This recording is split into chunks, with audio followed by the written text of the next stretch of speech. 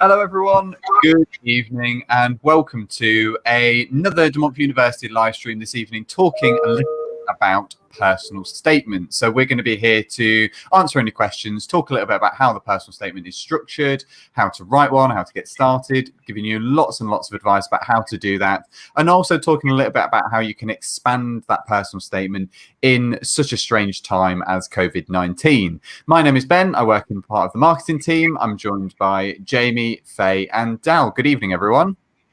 Hello, Ben. Hey, Ben. How are you, mate?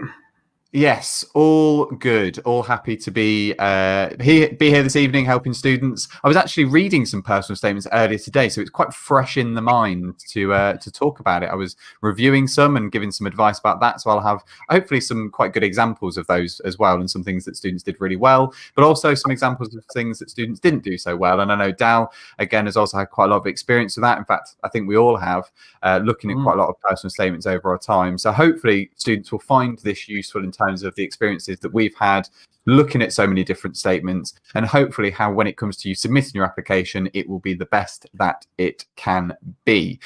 So we're going to start off talking a little bit about what a personal statement is, and I'm going to go off the script slightly that I've got in front of me, and I'm going to go over to Jamie already because we didn't decide on the script beforehand, but I'm going to go over to Jamie to tell us a little bit about why a personal statement is really, really important. Absolutely. And you always get certain students who kind of hope they can get away with it without it being that good. I've got decent grades, perhaps my course isn't that competitive, I'll sneak it through. In reality, you never know how crucial your statement's going to be. In some cases, they are going to look primarily at the grades, and they are going to look at the reference, and the statement will be supplementary. In other cases, if you're slightly borderline, if your course is super competitive, if you have a tutor who really likes to delve into the qualitative individual details of an applicant and not just look at the form, any of those cases, your statement could be absolutely make or break. So you need to make it as good as you can. The other reason it's so important is it's the only bit on the application that you completely and utterly control. The reference from your tutors, well, in some cases, they probably haven't seen you for weeks, given the working from home and whatnot, but they formulated their opinions when you were in year 12, maybe even year 11, year 10, year 9. You can't do anything magical and suddenly get your tutors to think you're God's gift to academia if they formed an opinion elsewhere. And your application form, if you're applying right now, it's a bit late to go out there and get any extra work experience because your application's going on.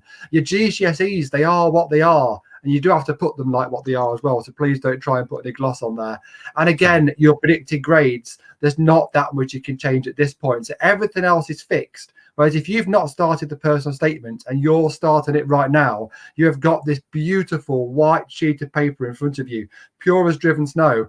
And therefore, you've got that complete control to turn it from the blank sheet of paper it currently is into a beautifully honed statement promoting yourself that you hope it will be in a matter of days, weeks, hours, depending on how much of a timeline you're working to. Yeah, amazing. And again, like I say, it's going to be a really important part of the application process to make sure that you can get onto a course at university. And it's going to be particularly important for students that maybe border on the grades required for those courses. It might be for competitive courses. So yeah, it's really, really important that we try and nail that personal statement, and we'll try and do that over the next sort of 40 minutes or so. If you have got any questions about your personal statements, anything that we can try and answer here today, do make sure you pop that into the YouTube comments. You should be able to see a little button that says YouTube at the bottom of the video, and that will take you through to YouTube, and you'll be able to pop your comments on there. I can see we've already had Uthaya, apologies if I've said that incorrectly, saying hello. So hello to you. So talking more about the personal statement and some of the things that you can sort of hope to accomplish from that personal statement and what universities look for from a personal statement. I'm going to go over to Dal, who's going to talk a little bit more about how to make a good personal statement. Cheers, Ben. So one thing that I would say when writing your personal statement is make sure it's a progressive piece of work. So when you're writing your ideas clearly, and each idea follows the other one. So say, for example, if you're building upon a skill or quality or an experience that you guys have gone through, please do not assume that we understand what you're talking about. Be very clear in what it is you're trying to articulate and the point that you're trying to come across, and make sure the next point then follows that on. So the last thing that you want to do, especially from a reader's perspective, is mention something fantastic at the top of your document and then sort of miss out to it. Your mind's jumped elsewhere. You've gone on to a different point, and then 3/4 down the page, we're back to the same point that we were saying at the top. Because when you're reading in that manner, you lose thought about what the student is trying to say, because you're in your mind, you're thinking, I'm pretty sure I've read that point up at the top, and we're now at that point in the middle, and everything that's gone on in the middle of the document, we've sort of lost focus a little bit. So make sure it is progressive, make sure each point does follow the one that you're trying to make. The one of the main things that you want to be able to try and captivate and put across is that you have this strong desire to study in your course area, to really try and demonstrate the knowledge that you have of your field. And that will be very, very important. And the easiest way, or the greatest tip that I can give you in regards to on how to do that, is have a look at your current education at the moment. So if you're currently doing A levels, if you're currently doing a BTEC extended diploma, have a look at how that links in to the university course or the field that you guys are going to. Now, one of the common mistakes that students make is that they would say unit 15 was biology anatomy, and this gave me great skills, and they'll move on to unit 16 or unit 17. But we haven't actually displayed our subject knowledge there. So what I would advise you guys to do is, instead of name dropping units you've studied, tell us about the content instead. Tell us what you've actually learned, and tell us how that's relevant to what you're going to do, or hopefully go on to do at university. Because what that will do, it will really emphasize the fact that you've done some course research. You understand what you're going to be looking at over the next 3 years, and it sort of ties the two together. When you're thinking about your current education, you're thinking about your future education. One of the biggest things that you really need to be able to put across is the skills that you currently have. Now, one thing that I always strongly advise is that it's writing a document saying how you're going to transfer your skills, as opposed to you acquiring new skills. You really want to come across with the point that you already have the fantastic skills required to be successful in your field, and you're going to use your university degree to upskill yourself.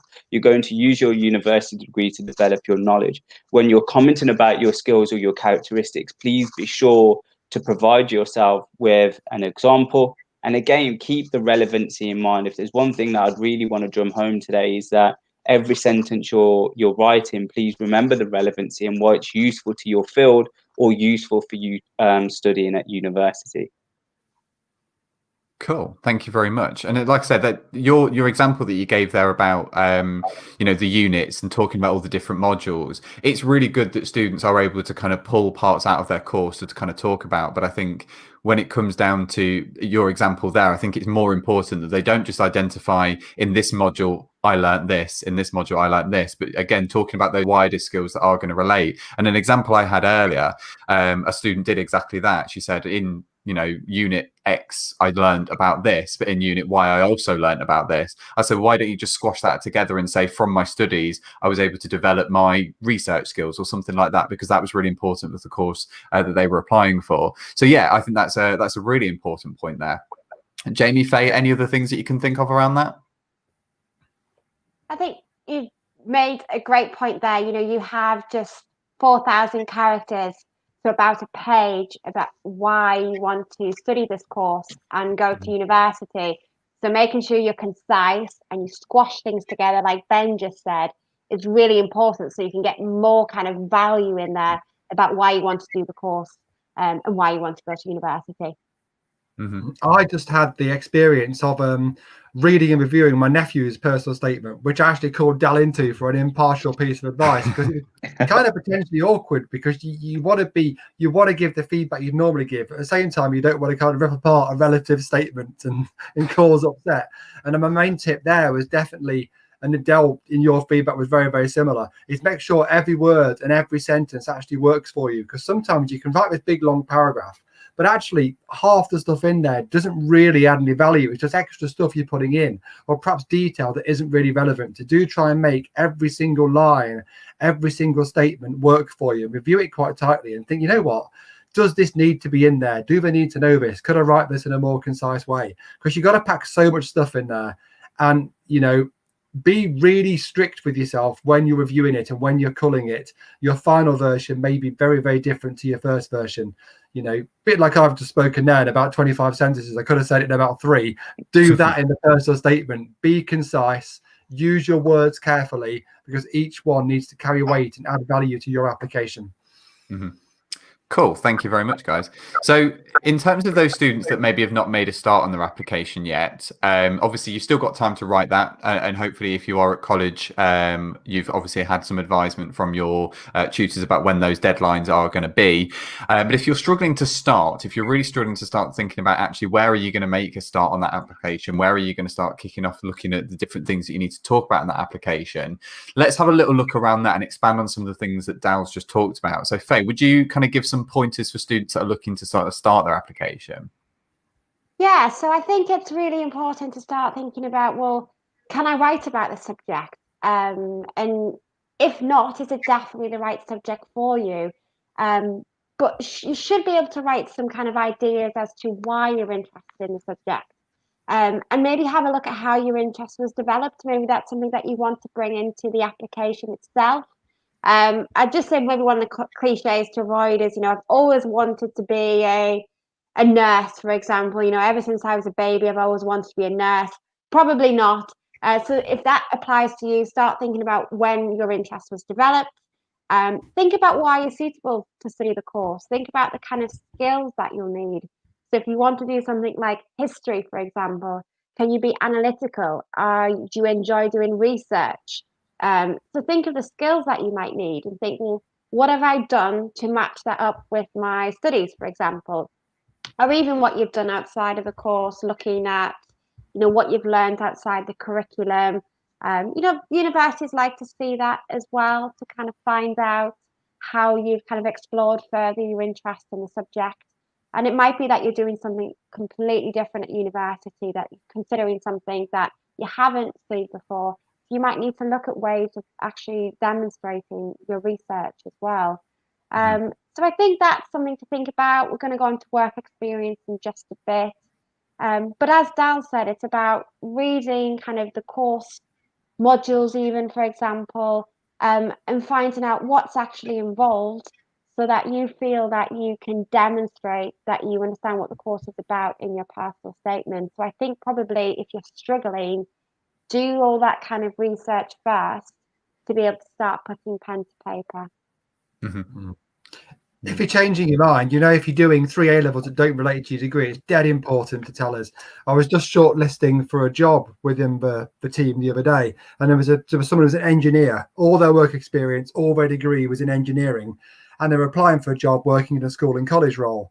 And at no point in their statement did they actually say why they had made the decision to change from being an engineer to working in a completely different role. And it just leaves you with an unanswered question as to what their motivations and driver are. So if you are looking at making a change, don't worry about doing it, but do make sure in your statement you're referring to why, and make sure you're trying to link the skills you've gained from your previous route and link them through to show how you'll still be a suitable student to the new route. Otherwise, it leaves that gap of knowledge and gap of linkage if you don't give us that information.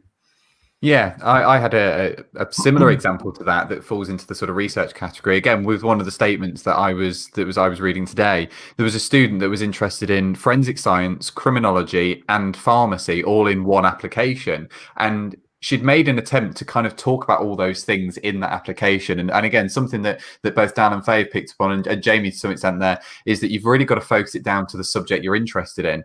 A push, you could probably make a fairly decent application with criminology and forensic science, because obviously they're both crime related. But then it took a complete sort of U-turn when all of a sudden she was talking about pharmacy, because it was something completely different. So I think as well as that, obviously that research into university that you do before you write your application is also going to be important, to make sure that you're actually doing the subject that you know you want to do and you know that you can sort of write about. So I think, yeah, that's another fantastic point. Dan, anything else from yourself? Oh, he's muted. There you go. Did the old classic mute and forget to unmute. You did that deliberately. I know. There's no way that was an accident, Del. You're too professional. That was purely for the viewers' entertainment. That was, I can tell. Yeah. Well, the sentence that I was going to say was actually a bit of a cop out. Anyway, I was just going to say, Faye, Jamie, both of you guys have covered that expertly. So I think the one thing to come in on is what you've said there, Ben, is dead tempting to keep your options open, isn't it? Because making that real big decision to pitch yourself into one course area can be quite intimidating. And it's really easy to think, oh, I'll buy myself a bit of time, I'll spread the choices out, and then perhaps come March, April, I'll have more of an idea. But I think we'll all collectively agree that you've got to make that final choice eventually. Come next September, you can't be a pharmacist, a criminologist, and a forensic scientist simultaneously. You've got to jump in. If you do it now, it makes the whole process so much easier. And you also, I think, will feel more committed and focused in your mind as well. So if you're torn between different things, do try and make the decision pre-application rather than put it off till afterwards. It just makes it so much better. And you can still change your mind later by going through various things like UCAS Extra, or even using clearing to your advantage. You don't feel you've nailed your colours to the mast forever, but it's definitely worth committing at this point if you possibly can. Yeah, I agree. And I think when I was talking to the student earlier, I was able to sort of maybe suggest that they think about focusing it down, even just down to the crime route, and focusing it on the criminology and forensic science, because that was the part that when I was reading the application, it came across as that was the passion, but then they sort of squeezed in this extra paragraph about pharmacy that kind of didn't feel like it fit. So again, going back to Dow's point earlier, the focusing around the application and the focusing around the topics and the part of the topics that they were clearly interested in becomes very transparent when you're reading that application, doesn't it? That wasn't in the old parent situation, pharmacy, was it? It sounds like a sort of course a parent might want them just to slot onto the form, you know. Quite possibly. Yeah. Obviously a very keen interest in sciences more generally as well, I think. So yeah, no, so there's a lot of things to be thinking about around that sort of area. I know that we've had a question from Abigail about sort of boosting an application in other ways. So this is going to be a good chance for us to come on to work experience and talking about the wider things around that. So I wonder whether Jamie, you could talk a little bit about work experience and generally sort of volunteering work during this sort of time of crisis, I guess, and how students can hope to boost their applications kind of around that during this time. Yeah, you want to focus on the course and you want to focus on the academic first and foremost. So you need to make sure your statement is linked towards the degree you're applying for and does call directly upon your A-levels, your BTEC, your Access, those academic pieces. And that should form the large sort of foundation basis of your application. But naturally, you want to add value and write about yourself as a person and all the extra things you've done to gain skills and experiences. Work experience, voluntary work, activities within school and college, everything that you can do on top of doing your grades and getting your results adds value, gives you extra things to talk about, and gives you skills to link back to the actual course you're applying for. Of course, this year is a year unlike any other, and you may have had grand plans as to how you're going to work in a hospital ward in the summer, or go and work for a law firm to get loads of experience relevant to your degree, or go and speak to that relative who's a psychologist and get all sorts of face-to-face interview details from them to boost the CV. It is tougher to get experience on your CV, but be creative. Look at all sorts of digital platforms that are in the course area you're looking at. Look at physical reading materials and journals. Even look at things that are happening on YouTube, things you can use and engage with to inspire. Look at activities that universities are putting on. Again, it might be digital, but you can still participate in taster days, still participate in open days and get more information. So just be a bit creative and a bit proactive in terms of how you're looking to develop your skill sets in the current world that you're in, and do try and still be active within your school community, because all of those types of things you could do before, things like being a prefect, things like getting involved in some of their societies, whilst it might run a bit differently now, there'll still be the ability to get involved in some of those activities as well. So just think outside the box a bit in terms of how you might bolster your CV if you feel you've still got some gaps. Yeah, definitely. And another piece of advice. Oh, go on. No, go for it, Dow. Just in regards to Abigail's question there, one thing that I'd also look into doing is contacting your school or college to see if they do the EPQ. So if you are worried about your exams and anyone else who are worried about their qualifications, the EPQ will result to UCAS points, and it could be the difference between you making and breaking the entry criteria for your desired course. So an extended EPQ is an extended project qualification, and it's something that students can take up on. And you often get the opportunity to do some research in a course area that really inspires you. So it sits separately from your curriculum, although it might be the same if you're doing something that you're already passionate in your A levels or your BTEC. But again, it gives you that basis for one, to gain UCAS points and boost your application, but also secondly, to provide great justification in your personal statement as to why you want to study that course. Because when you're commenting around your EPQ and your rationale for doing that project, that then becomes clear as your motivations for wanting to study. And of course, you are, in a nutshell, completing a very, very scaled down version of a dissertation or a final year project that you would have to do in your third year. So it's great that you can speak about the analytical nature that you've developed whilst doing your EPQ. So please do have a look into that if your school or college supports it. Yeah, one of the EPQ things is to that great. question, I don't know if people watching will have heard of this, but there's a thing called contextual offers that we're just exploring at DMU.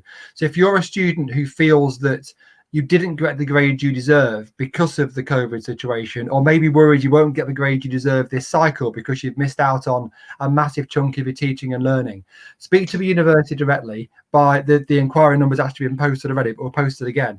These new schemes, it might be you can actually take an additional module which you can take over the summer, and that can be added as extra credits on top of the UCAS points you've actually got. Not something we've got live yet, but something that's very, very, very much in the pipeline. So that's a way, again, you can get additional. It's a bit like doing an EPQ type concept, but rather than doing it through your school and college, it's a module you'd actually take remotely through ourselves as the university. Still very much a plan on paper at the moment, but we're hoping by the new year it be something far more tangible, and again might suit Abigail's situation and also the situation of students worrying for this cycle coming about being in a similar boat.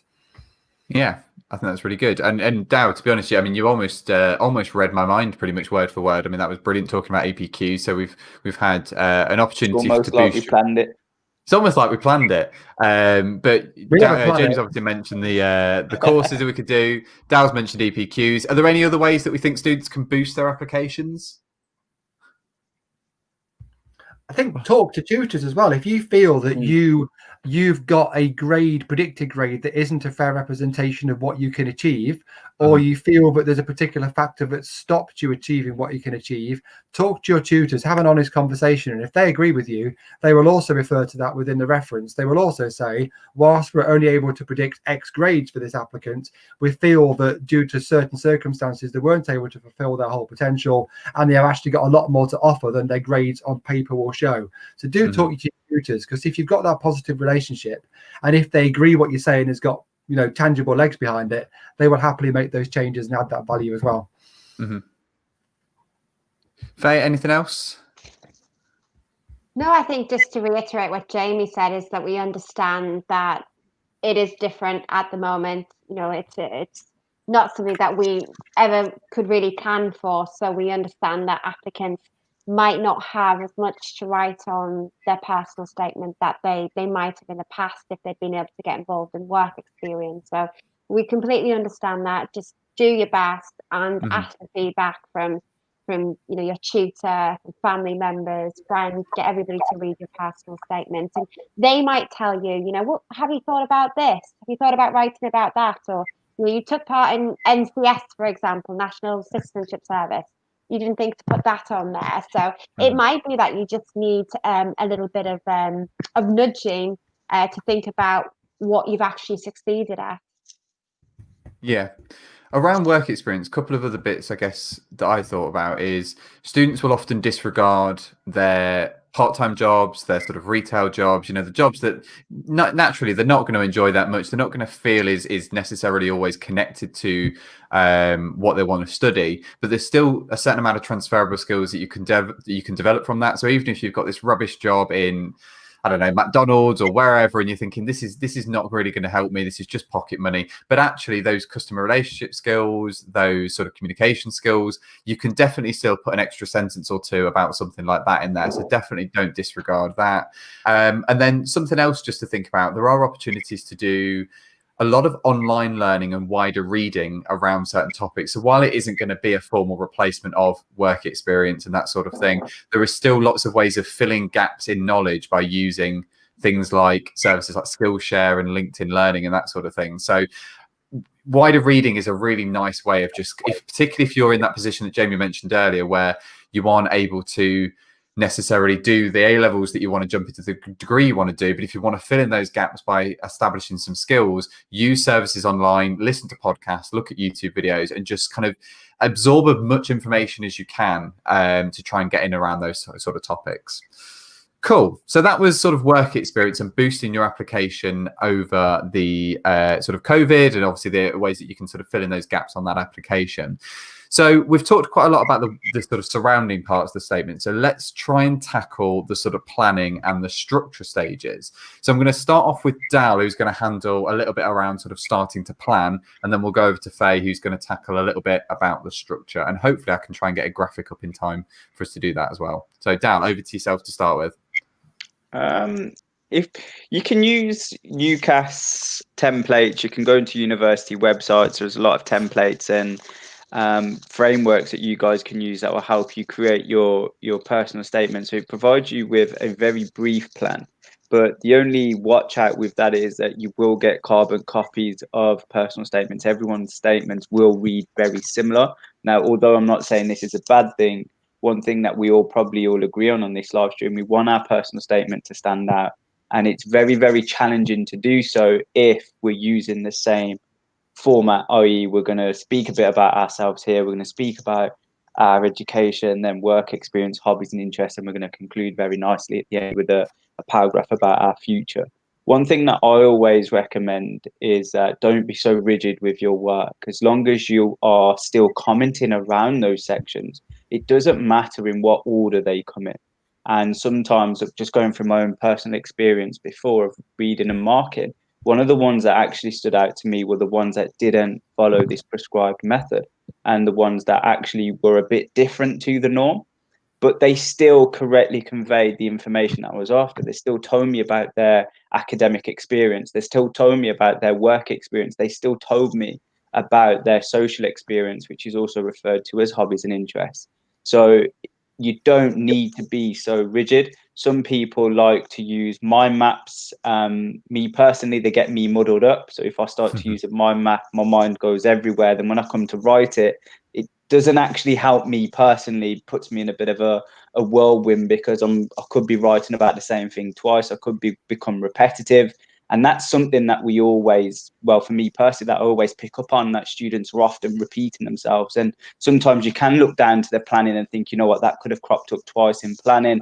And that's why it's translated that way when it comes to writing. But my biggest planning tip for you guys is to work out what your skills and characteristics are.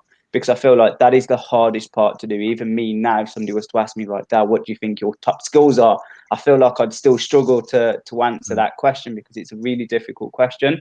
So when you can work out what your key skills are, you can work out where you've developed those. Was it in an educational setting? Was it in an employment setting? Or was it in a social setting? Provide us a brief example, and then we can tie it all together with its relevancy. So you don't need to be too rigid in terms of, right, I've got to follow this template, and there is room for creativity in regards to your planning. Cool, thank you very much. Before we move on to Faye to talk a little bit about sort of structure and a bit more planning, I just want to tackle a couple of questions that cropped up a few minutes ago. So we had one from Alex, a bit of a lengthy question here. So chiropractic undergraduate course as well as audiology. Would you recommend or advise to write a UCAS personal statement to suit both courses? And then Alex also asked, will universities mark such applications down for lack of focus? Obviously, we've touched on this a little bit already, but I'll field it to you guys. What do you think? It's a borderline one, isn't it? Because they've both got some underpinning academic qualities and courses that will be relevant, and they've both got an element of lab-based but also patient focused. At the same time, you are talking fundamentally different skill sets and certainly different parts of the body, aren't you? You know, so I reckon in the ideal world, you would want to narrow it down to one or the other, because they're going to have specialist academics in both of those course areas that will read those statements. And if they see you name dropping both of those words in the statement, it's going to be an absolute tell that you are not necessarily committed to one or the other. And they're also both pretty competitive courses, because they're not courses that every single university would deliver. So my ideal scenario in this case for Alex is to pick one over the other and commit to it. and have the other one as the backup plan they try and switch to if they need to. I don't know if you guys agree with that, but I think edging your bets runs a risk of looking like you're diluting your options, losing focus, and therefore not convincing the tutor that you're the person for the course. I agree. I feel like with Alex's second part of the question, in terms of, I think you know yourself that there could be an error of, right, you are running the risk of losing focus in your statement by picking two different distinctive courses. And as Jamie said, that there probably will be very, very competitive, and the likelihood is the applicants of those that are applying to those courses will have a strong academic passion for it or an academic background for either of those courses. So I would have to agree with Jamie in that one and say, right, try and work out which is the one that you want to go for out of the two. I think the problem is if you try not to name either course because you want to keep it open to be suitable for all universities that you apply to, it sometimes looks like you don't know what you want to do. We're a bit confused about what you're applying to, even though it's on the other part of your application. But if you take that away and you just read the personal statement, can you tell what the student actually wants to apply to? So I'd agree, follow Jamie Dow, that I think on this occasion you would need to pick the one course. Yeah, and like I say, it goes back to the example I had earlier when I was reading a student's personal statement in one of my colleges, and they were interested in forensic science, criminology, and pharmacy, as I mentioned before. And it was okay for the first part. I did say, you can't really name check those courses, but you could kind of get away with the crime element of both of those courses in the first couple of paragraphs. But then partway down, there was a complete U-turn, and then they said, I also really like pharmacy because of this, and it. And you could tell that there was no distinctive route in there. So yeah, definitely. And I think this goes back to something we talked about earlier: is do their research, make that decision. And something that Jamie talked about as well earlier is it doesn't mean that this is the last decision you'll make. Once you've submitted your application and that's it, that's not going to be the end of the conversation. You've still got options to change your courses down the line if you decide to go into a different route once you've decided. Obviously, there with some of the competitive courses, it can be more difficult. So it is something just to bear in mind. The other question before we move on to structure, and it does kind of tie into what Faye's going to talk about with structure. So I'll pass this one over to Faye. But Masba has asked, is it bad if I've written 3,700 characters? So the limit's 4,000, but generally, what would you say to students that were a little bit under that character limit, Faye? I would definitely have a think to see if there's anything else that you can do to say to add a bit more value, particularly if you're applying to a more competitive course. So maybe again, pull out what have you talked about? Have you picked out all the skills, the kind of characteristics they're looking for that course? And I know it's really hard. You don't want to just add waffle for the sake of adding waffle, to just add filler. But you've still got some time to think about it. We're on the 19th of November now. So obviously, if you are at sixth form or college, there might be pressures there to submit it sooner than the UCAS deadline. But I would say maybe think on it. Again, have a chat with your tutor if you're still at college. And see if there's anything that you might have missed out, because the characters are there. If you can use them to make your application even better, then take that time to try and fill that in. Yeah, 3,700 great characters is better than 4,200 not very great characters, but 4,200 great characters is the best of all worlds. So if you can use them meaningfully, then absolutely do. Yeah, I don't think admissions tutors will sit there and count them and deduct you as long as you've got all the key themes in there. Things are pretty quiet in lockdown, Faye. You never know.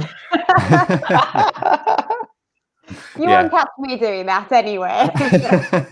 Quiet evening. It's either do the jigsaw or count the characters in a statement. I don't know. Jigsaw every time. Yeah, might just be me. Yeah, maybe that's how Jamie spends his evening, is counting characters in applications. So there you go, a little insight to Jamie's life. So should we stick with Faye to do a little bit about the structure? And what I'll do is I'll get the graphic up for you, Faye, if that's okay. Fantastic, yeah. Lovely. So if I go to this, and there you go. Okay, so as Dal said, it doesn't have to be really, really rigid. You can have some flexibility here, but this is just some ideas to get you thinking about it and to help you structure it. I guess to kind of help you make it flow as well. So it kind of goes on from one theme to the next kind of theme. And also just to help you make sure you get everything in there. So I think it's quite good to start with your course, to open it up with why you're doing that course or what that course means to you. I think that's always a really good place to start, and then kind of go on to explain why you've picked that course. Then I think maybe describe your suitability, and that's why you can pick in your current qualifications, so A levels, BTECs, Access, whatever you're studying. Maybe it's not even that you're studying the same course, you're doing something different, but you could pick up some of the skills that you've learned, or maybe pick up some of the wider reading that you've done in that subject. How have you found out about that subject to know that you want to do it at university? Then I think probably you could have a look at work experience, or anything extracurricular that you've done. You might not have work experience. Work experience isn't always essential. It can just be that it helps you to pull out some skills that will help you to be successful in the course and to be able to demonstrate that to admissions tutors. Extracurricular activities, probably about, I would say, 2/3 of the personal statement is about the subject and your suitability. So it might be that the extracurricular, that's not easy to say, don't apply to the course that you're interested in. So you might want to talk about something like football, but you want to do something like psychology at university. But you can pick out those things that you have to do. You have to have good listening skills. You have to be a good team player, for example, and you may work on team projects as part of the course. So Google the course. What would you have to be doing? What kind of assessments do you have? What kind of do you work in teams, for example? So that's just about doing your kind of research to see how you can link it into the course. So always think of kind of like PEEL, for example: point, example, explain, and link. So that's just something for some food for thought there as well. And then of course you can kind of conclude it. I think that's nice to just kind of bring it all together. Maybe you want to bring in your future aspirations here. Maybe you're doing, as Ben said before, you might be doing pharmacy because you want to be a pharmacist, hopefully.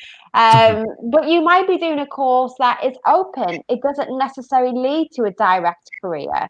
But you enjoy the subject, you want to develop your skills, and you want to go to university to do that.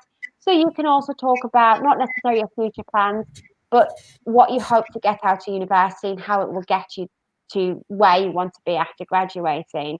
So that's just really some ideas from us to think about it. And just something as well, don't be afraid to sing your own praises here. We want you to tell us all about your great skills and how they are relevant as well. So do put pen to paper there and start thinking about what makes you stand out as an applicant. Yeah, definitely. Dan, while we've got the slide up, any sort of additional thoughts or critiques around the structure to sort of add to what Faye said there? Not really. I think my initial point will be that, just I would always advise creativity, but again, that's just my advice personally.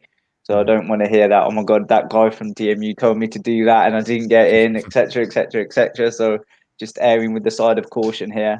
But be creative with your work, and don't be afraid if your work reads different to a friend's or someone else that has had a look at your work and yours is completely different, because you do have to realize that there are a lot of personal statements that will be going out that will follow the same rigid structure, and they will all similarly read the same.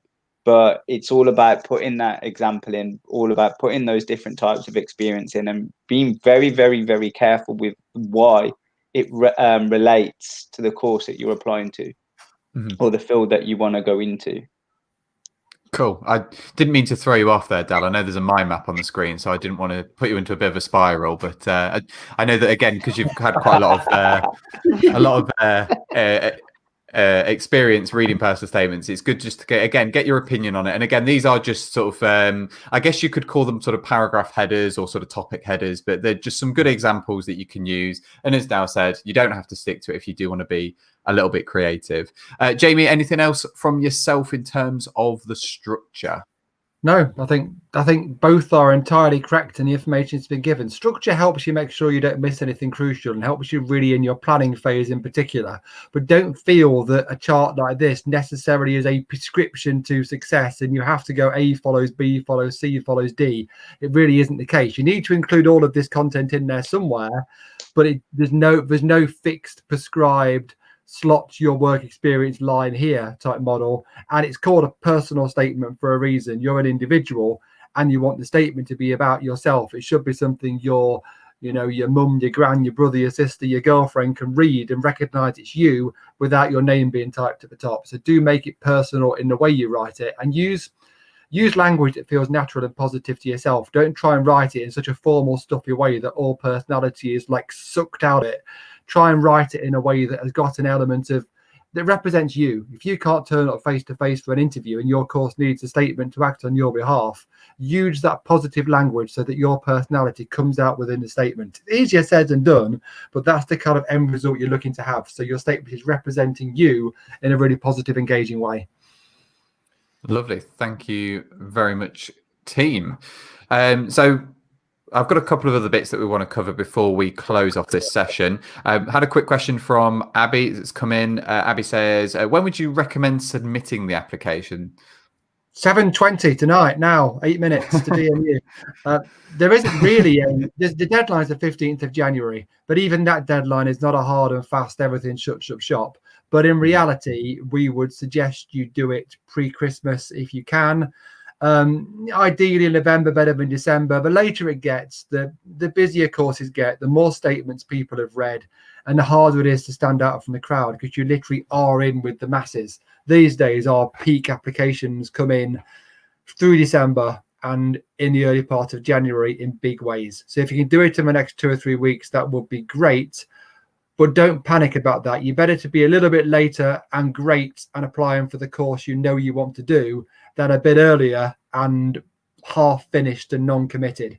So as soon as you can, but not until you're ready and it's all honed to perfection, is the kind of balancing point you're looking for. Cool. Thank you very much. And then one other question from Masba, who says, could I change my subject after I've accepted an offer from a university? Yeah, the answer is you can theoretically. So you can either do that by coming through clearing, which starts in early July actually, rather than on results day. So you can change your mind through clearing, or you can get in touch with the university directly, and potentially we can just change that offer behind the scenes. So if you've applied for business and economics and you decide you want to do business and finance, they both want the same grades. They're both looking for similar skills. We don't normally have capacity issues with those courses because they're not lab-based, they're classroom-based. So normally you can just switch, but you probably couldn't switch quite so easily from physics to dance or something. So I think the answer would be, if it's a similar course and they're not uber competitive courses, pretty easily contact the uni directly. If it's more complicated or the course is more competitive, then it's case by case. But the answer theoretically is yes, you can. Lovely. Thank you very much. So do a quick round table before we sort of wrap up with some final tips then, just to kind of find out your sort of experiences of when you were writing your personal statement. So I will give Jamie and Faye a few more minutes to cast their minds back a little bit further. So I'll start with Dal, Dal, when you were writing your application, Dal, when you were writing your application, what sort of did you come up with any sort of particular barriers, any particular challenges? Jamie's gone. He's had enough. I've upset him now. So how did you find sort of writing your application? To be fair, I'm a bit of a geek and a bit of a nerd when it comes to education. I don't know if that's come across during this live stream, but I tried to get everything done pretty quick. So when I knew I needed to write a personal statement, one of the biggest things, and I mentioned it when I was speaking earlier, the biggest thing, and I still struggle about it today, is trying to work out what makes me different as a student, as an employee.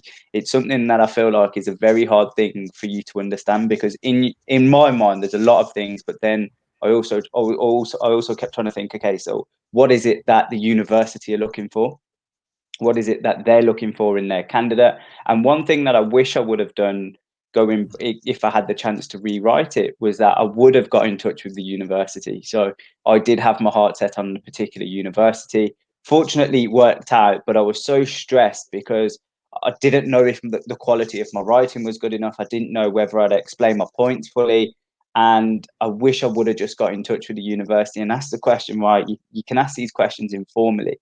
You don't need to provide any personal information, right? What are you looking for in your applicants? And then that would have helped me a lot. But in a nutshell, it took me a couple of times to get it right, but I got it done pretty early and got my application off pretty early as well. So going back to Abigail's question, so I did mine early, and as Jamie was mentioning, I felt like it did help me a little bit. But with that being said, I did have to watch out that I weren't rushing it, just to make sure I did get it in before the masses. But yeah, what I remember, which wasn't too far long ago, was a bit stressy, but I started it early. And I started at the point of, right, let me try and work out what makes me stand out as a student, and then try to provide those examples. But yeah, one of the things is that make sure you do write it time and time again, just to make sure it is the best that it can be. Yeah. Did you have any sort of volunteer work or work experience or anything you included? Yeah, so I had two. So I worked at Pizza Hut. So I remember you referred to McDonald's as I can't remember what you actually said, but I'm not going to repeat it. But I learned a lot from Pizza Hut. Then I worked as a salesman at Carphone Warehouse. And at the time of writing it, I was working at Carphone Warehouse. And looking back now, I feel like a lot of the skills that I use today came from Carphone Warehouse. I genuinely do believe it. Even right now, the ability for me to talk to you guys now, I pin back to being on a sales floor in Maryhill in the West Midlands. And that's where it all came from me. But what you were saying earlier, Ben, was absolutely right. A lot of students often overlook the work experience that they have within retail because it doesn't seem connected to their field. But in actual fact, well, in my case personally, it's taught me a lot of the skills that I use today on a day-to-day basis. Cool. Pizza Hut, not so much. I don't really eat many pizzas. Did you get anymore, free pizza? I did. At every shift you worked, you had to work more than 6 hours. And you got yourself a little pizza and a side. I was only there for a couple of months, and then I went to Carphone Warehouse, which is no longer here either. So nice easy gig then. Good stuff. Thank you very much. Faye, anything that you can remember from when you were writing yours? Any particular barriers? You know, it was 2004 that I was writing my personal statement, so a little bit of a while ago. I think I remember writing it, not typing it. Although I was always a fan of writing things down and then getting out the highlighters, crossing everything out. Still do that to this day. But I think it was about, I remember kind of popping just lots of ideas down and making a start. But I also had a really good tutor who I didn't want to disappoint. She put in deadlines to have your first draft. So, you know, it might not be a tutor, it might be yourself actually puts down deadlines for when should you do your first draft, when should you do your second draft, when do you think you'll have it ready by to show your tutor, for example, or whoever you're showing it to get some feedback. But yeah, I think probably setting some deadlines in there so that you don't leave it to last minute might be a good idea. Cool. And what kind of same question sort of down, did you have much sort of work experience or voluntary work that you could include that sort of made you stand out on it? Yeah, I think so. I worked, I did have a few jobs from the age of 16, and it was great to show things like communication skills. I did languages at university, so I was constantly dealing with customers. I also did a language exchange trip. So that helped to show how I kind of dealt with people from different cultures, different languages as well. But, you know, if you can't do things like that right now, again, you've got your wider reading to show your kind of enthusiasm for the subject as well. Whether, for example, myself, languages, it could have been watching foreign films, films in a different language, for example. So just trying to think about, you know, obviously that's my personal example, but if it's, you know, complete different subject, just think of different ways in which you can get experience from that subject to write about it in your personal statement.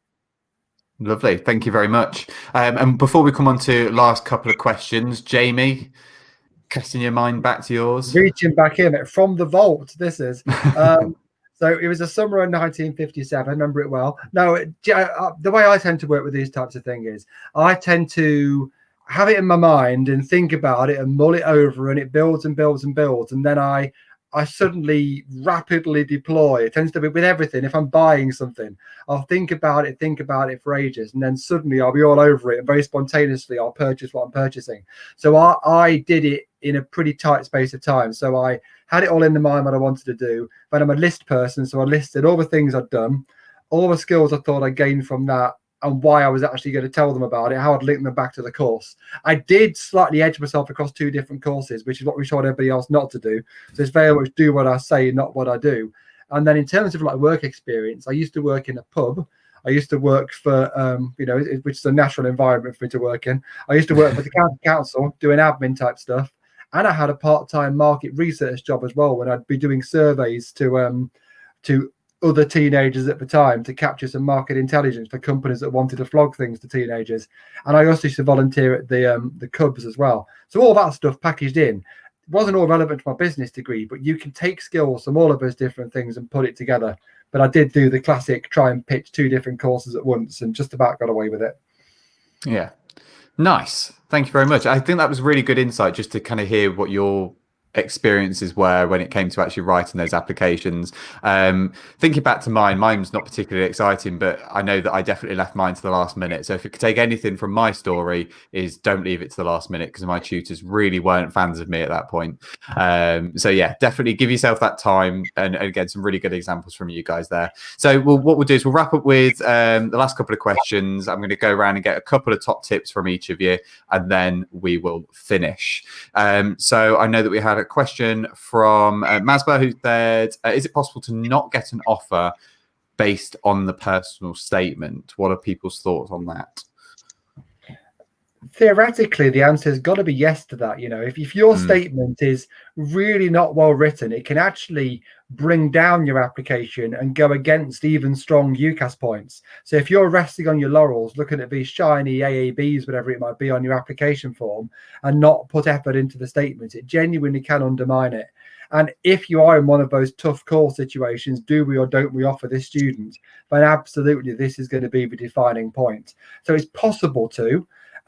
You're more likely to get rejected because of your grades, but I'd still say it's absolutely worth dotting every I and crossing every T, because it genuinely can be a difference maker. So the answer is you could, therefore just make it as strong as it possibly can be. Yeah, absolutely. And we said some of the more competitive courses, and we were talking about audiology earlier, it can make a real impact if the course has only got 10 spaces and 100 people apply. If you've got 50 of those people have got the same grades, how do you make that distinction? And that's where the personal statement would come in. And those types of specific courses, they want to know that you know what an audiologist is and does, and that you've got that drive and commitment to work, to not just study that degree, but work in that field. So any of those applied health courses will always look at the statement in detail, because they want to make sure you're making the right choice for the right reasons, and the decisions you're making. So really important in those types of areas. Yeah, definitely. And then the last question we had from Masber again, is it bad if I mention the subject I want to study in my personal statement? Just to quickly touch on this, in terms of character limits, something that quite a lot of the students I was speaking to earlier did was the first thing they put in their statement was, I want to do psychology because, I want to do criminology because. But you've got to remember that the people reading these applications probably already have a good idea about what you want to study, because they do teach those courses, or they've already read your UCAS application. So first thing from me is you don't need to necessarily put that at the top. But what about you guys? What do you think? I think it might be useful to always relate back to your course area, or at least, I know, Ben, you just said not really mention it, but I'm gonna say the opposite. Yeah, so this is how subjective this is. So I don't know, I would always say if you are applying for the course, for me, you do have to mention the course, like for me personally, because that's the purpose of this document. This purpose of this document is to try and work out, right, are you suitable for this course? And I would only not mention the subject if you're applying for multiple, and they're not all the same at the different institutions that you're applying to. So if they're all different subjects at different institutions, then I wouldn't mention the subject. I'd mention the field that it sits in. So there's a lot of little Yeah. nuances as to how we answer this question. So I think it's about making it engaging. If you just start with, I really want to study psychology because it's perhaps not the most exciting intro to the personal statement. Whereas you start more with a statement about what psychology means to you.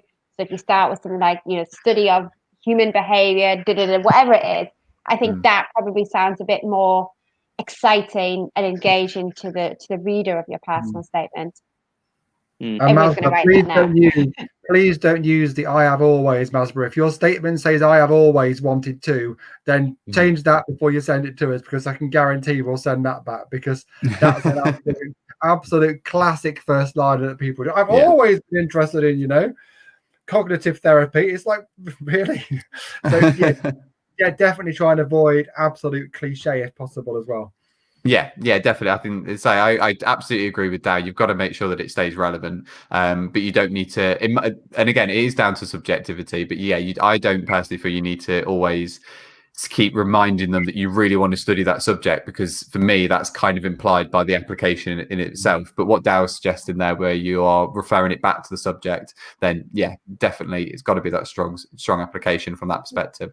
There's not always a right or wrong, is there? Sometimes it is just what fits best for yourself when you're writing it, and just preference. There's not always a don't do this, do that in all cases. Sometimes it's just what suits you, and you can own those decisions in your statement. If you think it fits in there, then put it in there, I think is probably a tip to say. Yeah, definitely. Shall we leave it there? We've got 3 minutes until we hit the hour mark. Does anybody have any final tips, final thoughts, final words they'd like to input in here before we say good evening? We've dropped our email address in there discreetly, haven't we? Our student advisor one. So if you're committed to watching this stream from end to end, then absolutely fair play to you. I think I popped it in the other one, actually. I can't remember. The reply to this one here. Yes. So the email address on there, if you've watched this statement end to end, this fair play to you and thank you. And if you wanted us to have a glance at your statement, feel free to drop it to that address on there. And one of us will try and get back to you either tomorrow or very early next week to give you some constructive feedback to your statement as a reward and a thank you for, tolerating us lot for 58 minutes on a Thursday evening. So do feel free to get in touch. And if you don't want to send it to us, do make sure somebody somewhere reads it. Your teacher, your mum, your auntie who works at X university or school, just anybody who's going to give you a critical feedback is worth showing it to, just to make sure you've not convinced yourself it's amazing, but you need to try and convince others as well. So do try and reach out for somebody else's second opinion is my final tip. Yeah, lovely. Dalfay, any final thoughts? This is your personal statement, so whatever you choose to put in there, whatever you choose not to put in there, it's entirely down to yourself. Look, this whole hour that we've done has been our advice, it's been our opinions, but whatever the final decision is, guys, that's entirely down to yourself. We can only advise. One little tip from me would be just write simply.